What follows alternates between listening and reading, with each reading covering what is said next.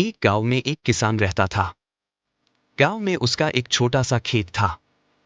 जब वर्षा ऋतु आई तो किसान ने अपने खेत में फसल बोई। फसल बोने के कुछ दिन बाद उस खेत में एक चिड़िया ने अपना घोंसला बनाया। चिड़िया ने घोंसले में अंडे भी दिए थे। फिर कुछ समय बाद उन अंडों से छोटे छोटे बच्चे निकले।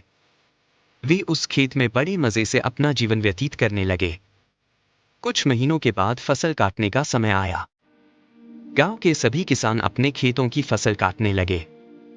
अब समय आ गया था कि चिड़िया और उसके बच्चे उस खेत को छोड़कर किसी नई जगह पर चले जाए। एक दिन खेत में चिड़िया के बच्चों ने किसान को यह कहते हुए सुना कि कल मैं अपने पड़ोसी को फसल काटने के लिए कहूंगा और उसे खेत पर भेजूंगा। यह सुनकर चिड़िया के बच्चे परेशान हो गए। उस समय चिड़िया कहीं बाहर गई हुई थी। जब वह वापस लौटी तो बच्चों ने उसे किसान के बारे में बताया और कहा, माँ, आज किसान खेत में आया था और किसान कह रहा था कि कल मैं अपने पड़ोसी को भेजकर फसल कटवा लूंगा। हमें यहाँ से दूसरी जगह जाना चाहिए। चिड़िया ने जवाब दिया, इतनी जल्दी नहीं बच्चों, मुझे नहीं लगता कि कल खेत में फसल कटेगी। चिड़िया की बात सच साबित हुई। अगले दिन किसान का पड़ोसी खेत में नहीं आया और फसल नहीं कट सकी। फिर शाम को किसान खेत में आया और खेत को वैसा ही देखकर बोला, यह पड़ोसी नहीं आया। मैं कल अपने किसी रिश्तेदार को भेजूंगा, वह फसल काट लेगा। चिड़िया के बच्चों ने किसान की बातें फिर सुनी और चिंतित हो गए।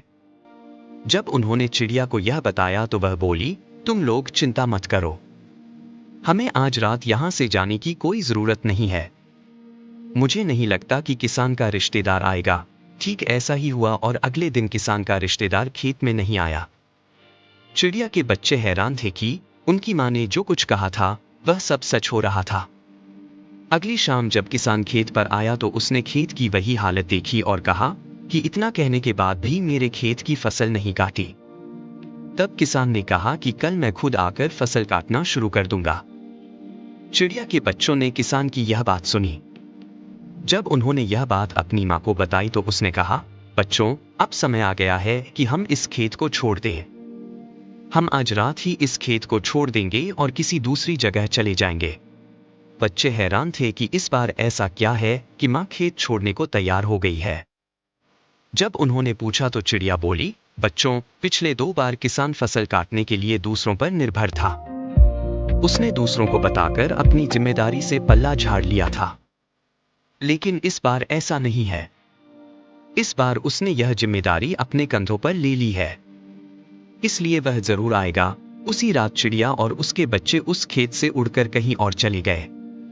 दोस्तों, इस कहानी से हमें यह सीख मिलती है कि जो लोग अपने काम के लिए दूसरों पर निर्भर रहते हैं, उनका काम कभी पूरा नहीं होता।